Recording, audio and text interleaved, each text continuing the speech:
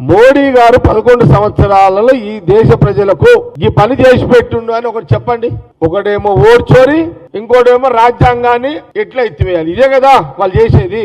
అందుకే రాహుల్ గాంధీ గారికి ప్రతిపక్ష నాయకుడు గాని కాదు, ఆయన ఈ దేశ ప్రజల యొక్క మేలు కోరే ఆ కుటుంబం యొక్క వారసత్వం అది. ఆ గుణగణాలు రాహుల్ గాంధీ గారు వాళ్ళ కుటుంబంకే ఉన్నాయి.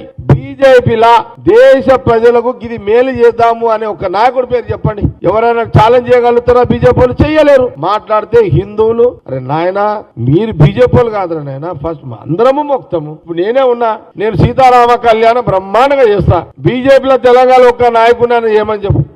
సంగారెడ్ల సీతారామ రామ్నగర్ రామ్ మందిర్లా నేను సంపాదించిన పైసలు, రియల్ ఎస్టేట్ లో సంపాదించిన పైసలే, నేను ఆడేం కొట్టుకురాలే. నేను రియల్ ఎస్టేట్ లో సంపాదించిన పైసలతో దగ్గర ఒక మంచి బ్రహ్మాండంగా ఊరు పబ్లిక్ వస్తుంది కళ్యాణానికి, సీతారామ కళ్యాణానికి ఓ 3 కోట్లు ఖర్చు పెడతాము, బ్రహ్మాండంగా చేస్తాం. అట్లా బీజేపీలో చూపెట్టుండి ఒక్కరిని.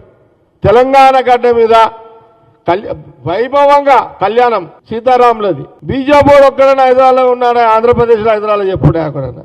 నేను ఎప్పుడన్నా సీతారామ కళ్యాణం చేస్తాను ఓట్లు అడిగి నానా ఎప్పుడన్నా. ఇప్పుడు సంవత్సరానికి మనము 3 కోట్లన్నా 5 ఏళ్ళకి ఎంత అయితే హరి 15 కోట్లు. 2000 ఇచ్చినా ఓట్లు పడతాయి కదా. ఎవరైనా తీసుకుంటే ఉంటే, నేను ప్రజలను అవమానిస్తలేను, ఎవరైనా తీసుకుంటే ఉంటే అది భక్తి అంటే ఇది మాది. నేను కాంగ్రెస్ కదా, కాంగ్రెస్ పార్టీ వర్కింగ్ ప్రెసిడెంటే కదా అది. అందుకే మేమేమంటున్నామంటే, సరే మీరు ఒక లైన్ తీసుకున్నారు, ప్రజలు మీ మత్తులో పడ్డారు. మీరు 2 కోట్లు ఇస్తార ఉద్యోగాలు లేకపాయే. సంవత్సరానికి 2 కోట్లు 11 ఏళ్ళు అంటే 22 కోట్ల ఉద్యోగాలు ఆడునే.